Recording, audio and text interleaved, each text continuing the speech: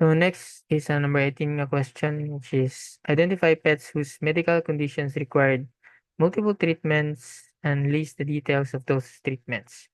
So first, gamit tag select, then kung ano to ang pet name, then ang treatment description,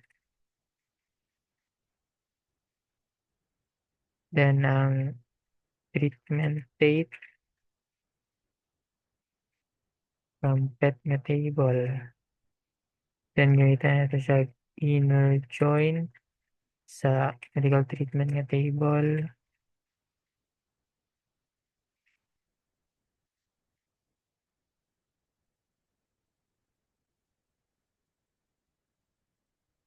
Where pet ID,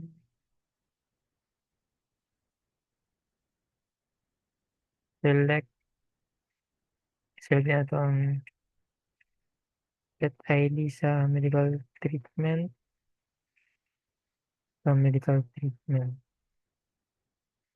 Nato siyang i-group by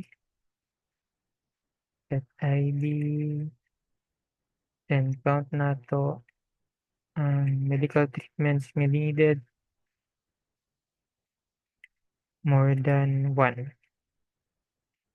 Then i-order, then order by nato by pet name o treatment date.